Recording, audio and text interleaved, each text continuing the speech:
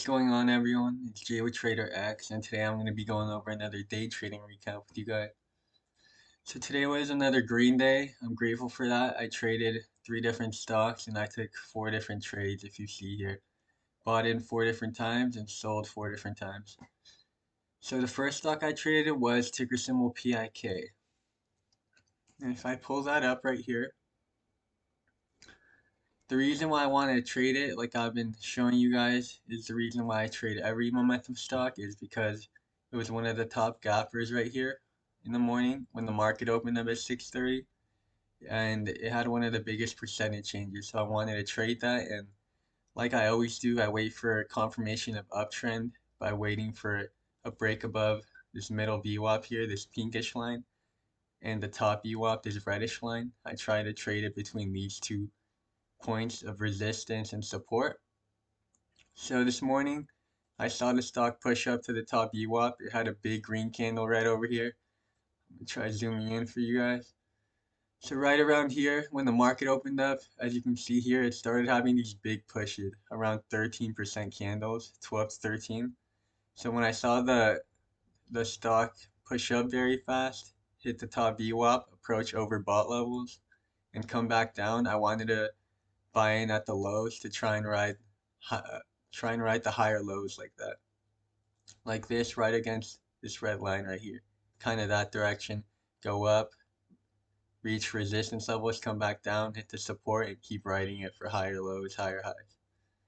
So right after I saw that, the stock dipped, and I ended up getting in at the price point 616, basically, right around. It was right here, right around this price point, and right after that, I gave myself 5% cushion. It didn't hit it, and I never averaged up on this stock because if you can see, it started pushing up and coming back down a bit, pushing up, coming back down around the resistance, and I didn't feel comfortable adding in my position. So I just kind of let this one go until it hit the top VWAP at the price point 672.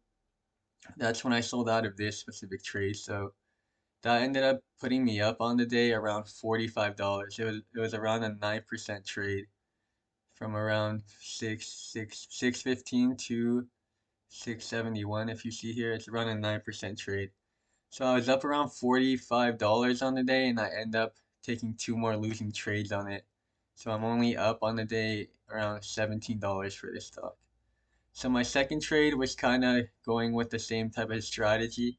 I saw the stock pull back, pick on up a lot, and right after I saw it pull back down again, I saw that it really wanted to try and use these levels kind of as a support to make higher lows, but unfortunately that didn't happen, and when I bought in right around here at the price point 716, the price ended up flushing me out for a loss. So later on in the day, I ended up getting in again right around here after I saw that there was a very common support area right around here, and it was kind of just a trade for fun. I bought in with like $100 right around the lows, and it did go green for me a lot. I was up like over 9 to 10% on it, but I wanted to hold it for a big pop above the resistance levels. If you look at it in the 180-day 4-hour time frame, I thought it could just really keep going, even though it is overbought already, and I need to be real with myself.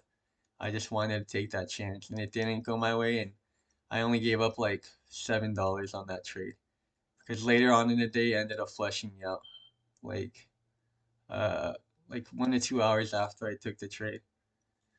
So yeah, that was unfortunate, but I still ended up $17 on this stock. The next one I traded was ticker symbol AHI.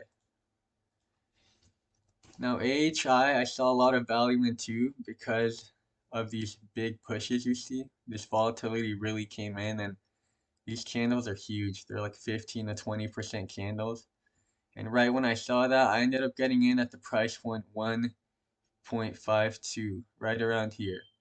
And I got in after I saw these pushes to the top VWAP. It came back down, and right around here, I bought the dip and ended up flushing me out.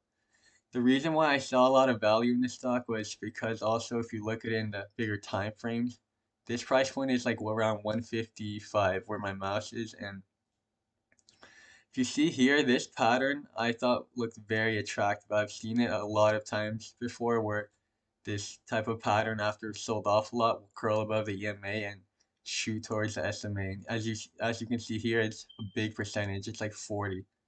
So that's very volatile, and that would have been a nice trade to be in. That's why I wanted to get in it.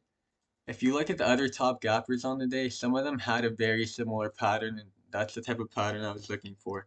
Like the ticker symbol RDBX right here. It's the number one gapper right now. If you look at it, very similar pattern as you can see here.